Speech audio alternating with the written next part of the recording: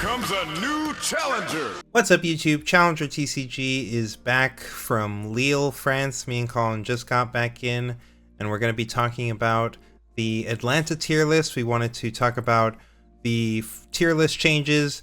We did have a few changes from what we initially predicted when all the ban lists hit to now, and after seeing the performance at Lille, we just wanted to go over and talk about what decks you'll expect to see at Atlanta and what we think the best decks are to be bringing. So this is what our tier list looked like last time. We're just going to be basically running it down real quick and going over what the major changes are. A lot of our predictions were mostly on point, I think, for the most part, but we will talk about a few that did move up and down a little bit based on what we saw in the format in Lille. Starting us off, we'll start with the top of our A tier. We had Ireelia. Colin did make an argument that this should be in solo S tier, and based on the numbers right now, it does look like Ireelia is probably our only S tier legend right now. She's definitely had one of the highest win rates and definitely the best conversion rate. The deck is really crazy. Celecorn Herder is an absurd card that's almost impossible to beat. And this deck has a lot of other tricks as well. Colin, why do you believe that this deck was solo S tier, and why do you think it's doing so well in the format right now? Yeah, I mean, I think a lot of people look at, as we'll get into some of these later things, and see winners of events and overvalue it. That, fortunately for us, given the way that this event was ran, we have a lot more information, and we can see overall conversion rates. And not only was Ireelia the most represented deck in day 2, but also had the overall highest win rate percentage of everyone that was in day 2 with Ireelia, sitting at a whopping 64%, which is quite absurd, seeing as this is day 2 of the format as well, where you had to go 6-2 or better. So this is going to be primarily meta-relevant decks. You know, we've lost all of the middle card side quest leaders for the most part. Those have already died day 1. And so we just are able to see that Ireelia is just overperforming. It had the highest win rate of any day 2 deck that had any level of real representation. And this is also on what was the most popular deck of the format. So clearly Ireelia deserves to be solo S tier. I do think she does have a few problem matchups, but that being said, her overall strength is obviously apparent given the win rate. And even in those problem matchups like Victor and such, you can kind of build around that. I personally ended up losing to an Ireelia that was just on like 15 2-drops plus sneaky deckhands and playing all the buff spells, and it was just impossible to beat over with Victor. So yeah, I think Ireelia deserves her spot as solo S tier just based on her win percentage alone, as well as conversion ratio. So if you're looking to potentially get your top 64 invite, then Ireelia is a solid choice for sure. Next up, we've got Herald of the Arcane. Victor, this was actually Colin's pick for Lille. We did put Victor into A. We did believe he was one of the biggest winners from the ban list. I still do think this deck was one of the biggest winners, but even with it being one of the biggest winners, it does still seem like it's just not quite there to actually be considered A tier. So we did move Victor down to the B tier. Colin, you played the deck. Why don't you inform us why we have moved Victor into the B? Yeah, I think Victor he has problems in the wider meta as a whole.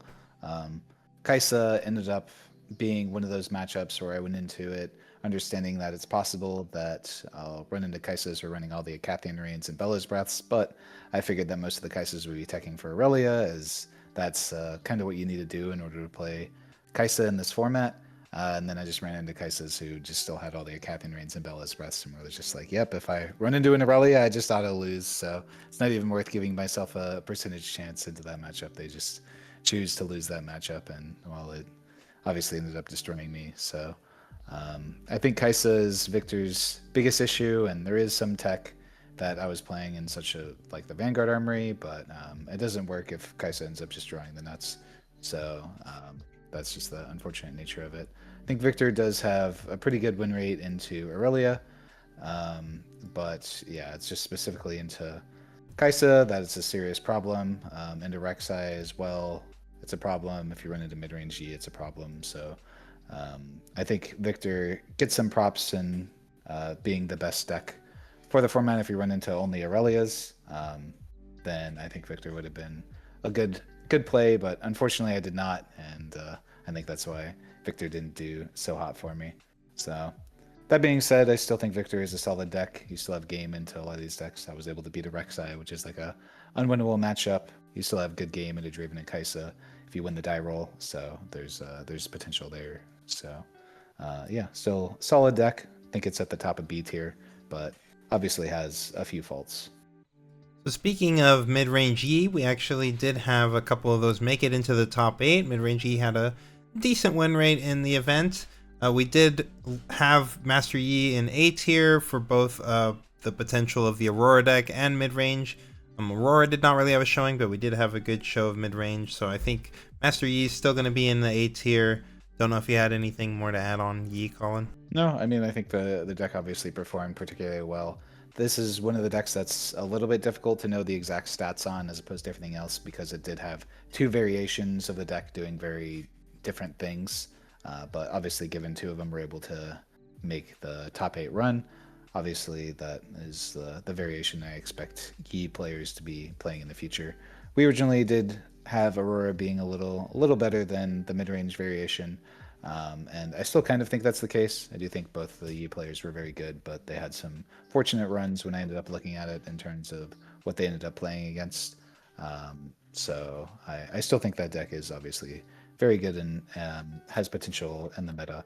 The Ireelia matchup doesn't seem as bad as we originally anticipated for Yi, which I think was the main thing holding it back in the first place. Kai'Sa, again, even though this is Aurelia's format, Kai'Sa is still a really insane deck. It still gatekeeps so many of these other metal card decks because of what it does, and how most of these decks are just fair mid-range, which is like exactly what Kai'Sa preys on. So I do think we've decided to still keep Kai'Sa in A tier.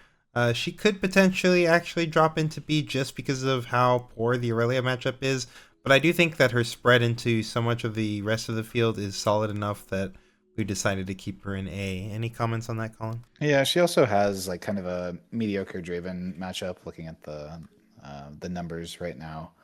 So I do think she's very, very bottom of A to top of B, but as Anton said, she kind of just cooks all of these non-meta decks, and even going into the percentage of the top 4 decks being Ireelia, Draven, Kai'Sa, and Victor, that only made up like 25-30%. Let me actually, it was about 35% of the meta, right? So that means that Kai'Sa is going to be fantastic into the other 65% with like a couple of random exceptions like Lucian, where you can just get comboed out of the game. But even then, if you have like the thermo beams to answer it, then you're fine in that matchup.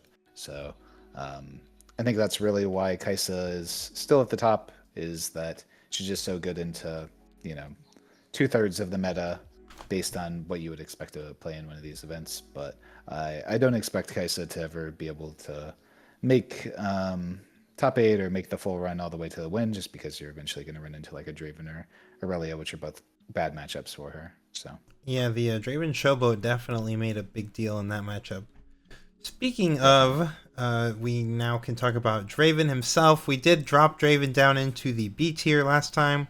I did want to have Draven in A tier last time, but we did think that a lot of the changes did potentially gimp him enough to drop him down, but turns out Draven's still insane. This deck crushed the New Zealand event, and it did have a very solid win rate and conversion rate.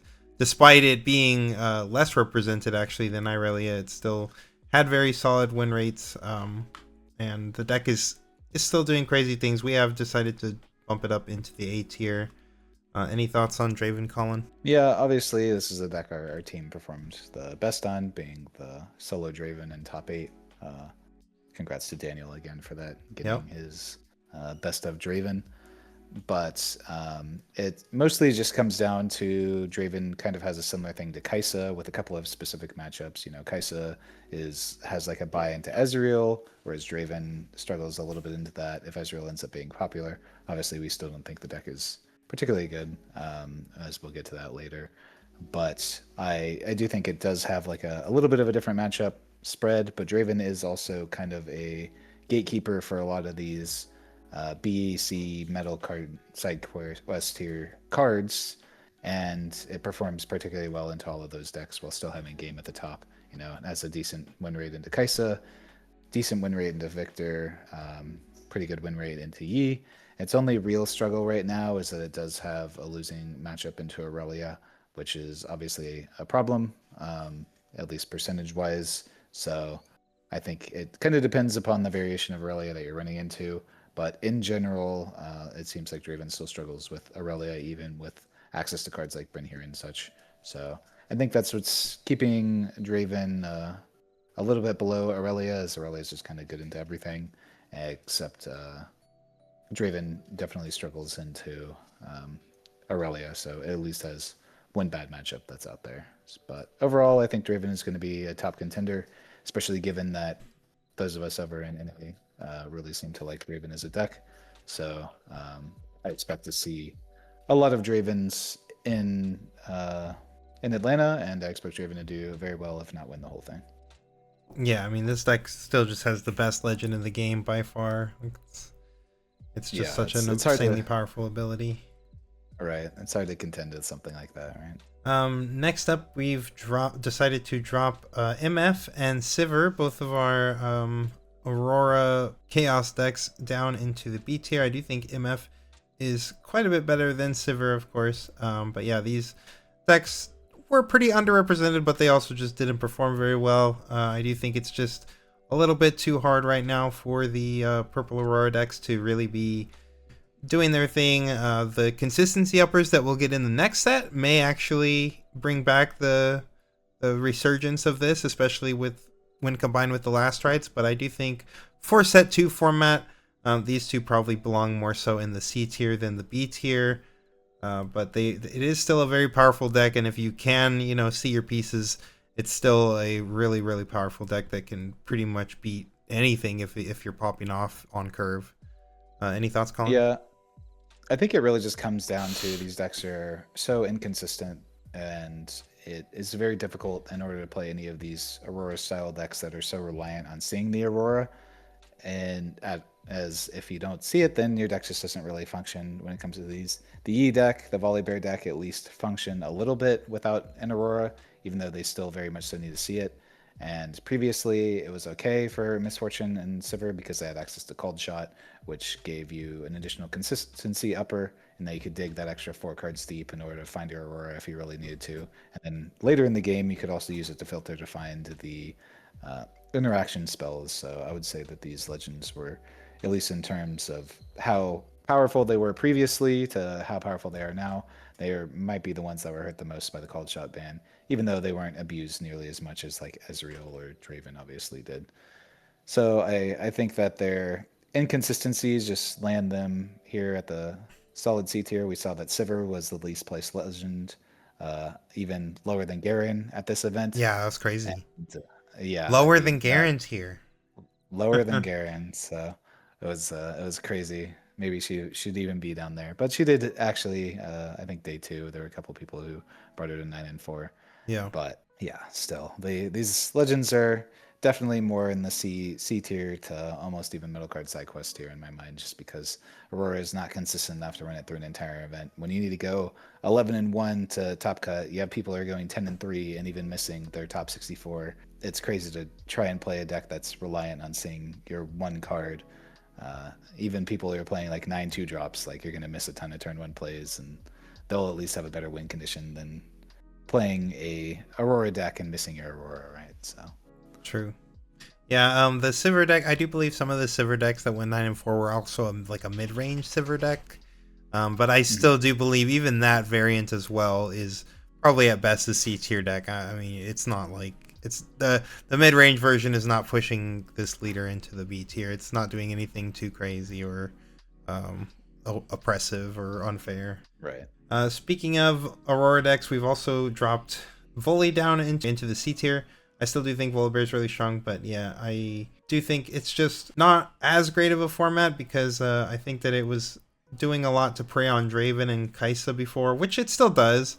I do think the deck's decently positioned, but again, it is still an Aurora deck that has like 0 consistency uppers in these colors.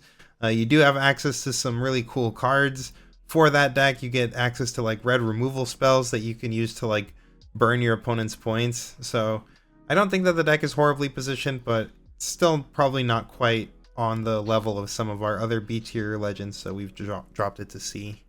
Any comments there, Colin? No, I think it's just kind of a similar thing to the other Aurora legends. Volibear, at least, kind of similar to Yi.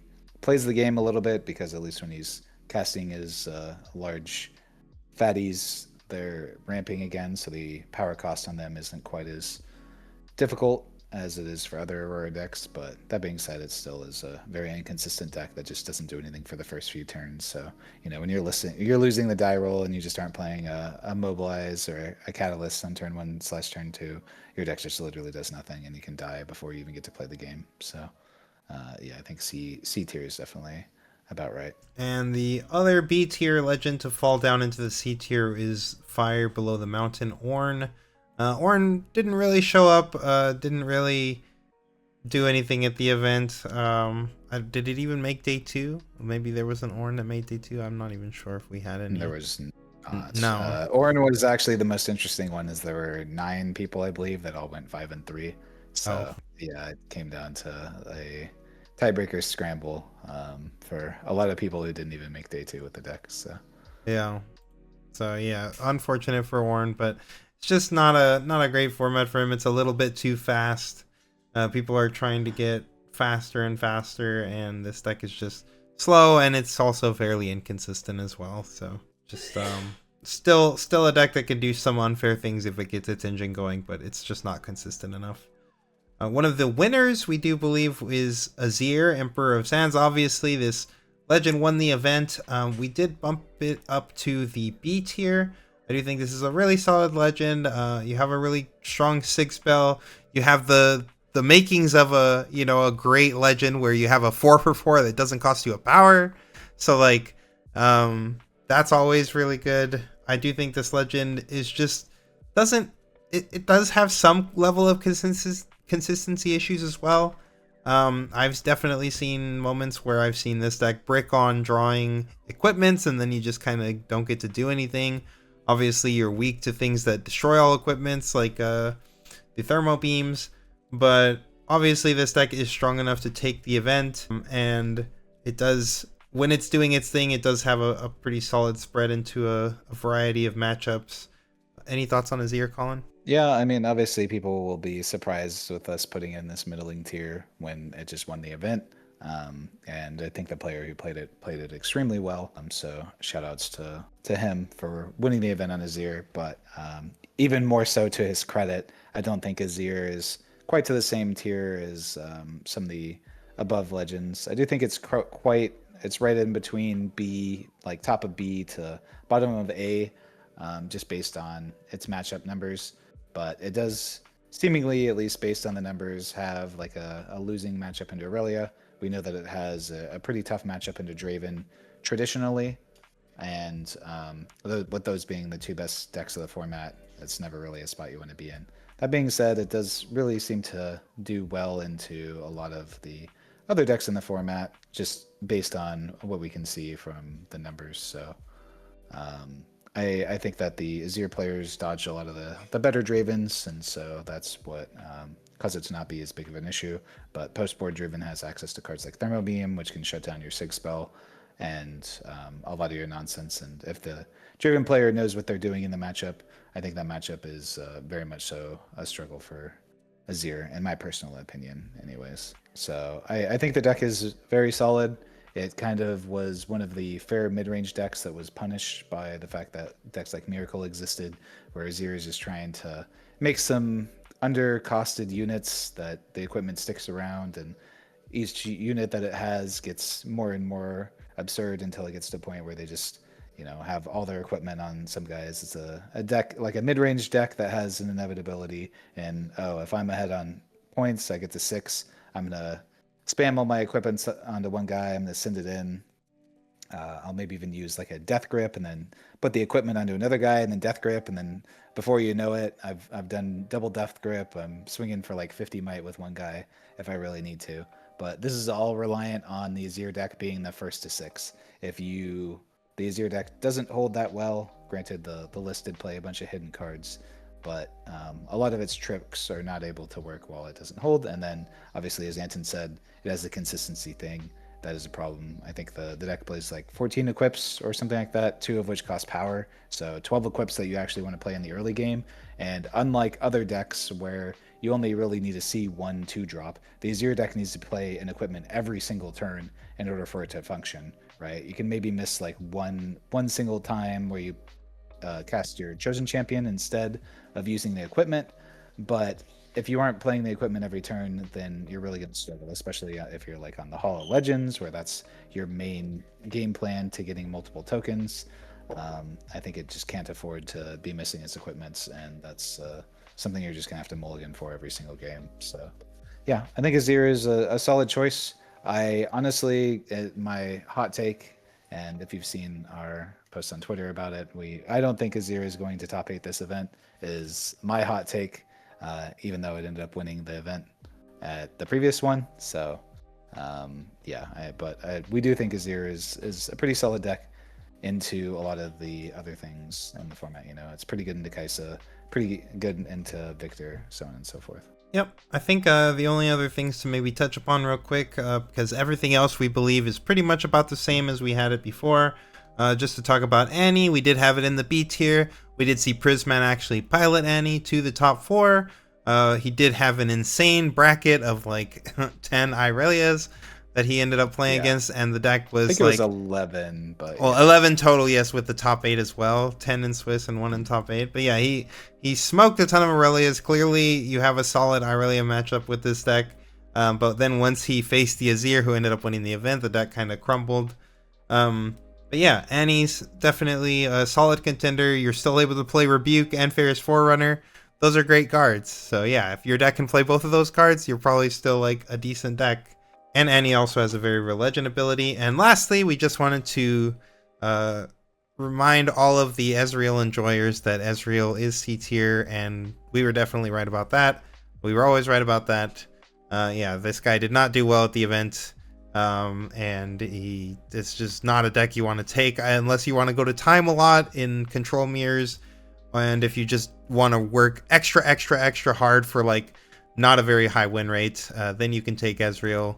Otherwise, this is not a legend I would want to be on, but it is still, you know, better than Metal Card Side Quests. So any thoughts on that, Colin? Yeah, of all the legends, looking through the numbers, again, not to harp too much on the numbers, but in the top 12 most represented decks in day 2, Ezreal had the lowest win rate out of all of them, sitting at a whopping 37% once it got to day 2. So, yeah, this deck obviously very much so underperformed, had losing matchups into Ireelia, Draven, and Kai'Sa, based on whatever the builds are that are currently being played. So, yeah, we were definitely right. And I mean, honestly, overall, given that we made the tier list a couple days after the ban list, I think we were pretty on point with our original ban list ideas, right, and what we expected. So I definitely will admit that I under-respected Azir a little bit.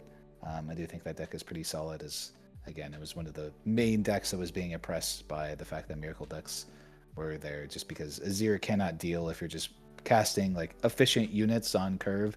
That Azir deck can't really play the game, you know, if you're just aggressively scoring and having enough might to wall them out in the mid game. So I do think that was one of Azir's biggest issues. But outside of that, I think pretty much everything was on point on what we kind of expected. So yeah.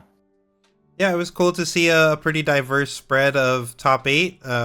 Probably the most diverse top 8 I'm pretty sure that we've ever seen in Riftbound at a major RQ so far. That was it 6 different decks or was it less? 5 different decks. 5 different decks. Okay. 5 different decks. But yeah, still a lot of different decks. Great to see that the bans did help things out. Obviously, we've got set 3 on the horizon, and we're going to have a big format shakeup again. But yeah, if you are going to Atlanta, these are the decks we would expect to see. This is about the meta and tiers where we think everything is. So if you're planning on playing one of these decks, or, you know, just wanted to get an idea of what to expect power level wise, this is where we think things are going to be. We will see you guys next week with our video on the pre-rift, and then we will be dropping a lot of set 3 content coming soon. So keep an eye out for that. Check out our Metafy for all of our Set 3 content coming out in the Discord, as well as all of our deck list dropping and more guides and everything coming in Set 3. We'll see you guys at Atlanta. Hopefully we'll be crushing it again. Peace. Take care. Challenger TCG is proud to be sponsored by Element Sleeves. If you're looking for solid matte sleeves that shuffle clean and won't break the bank, consider buying Element. You get 100 sleeves for $10.99 and they come in many sick colors. Use our coupon code for 10% off. Link in the description below.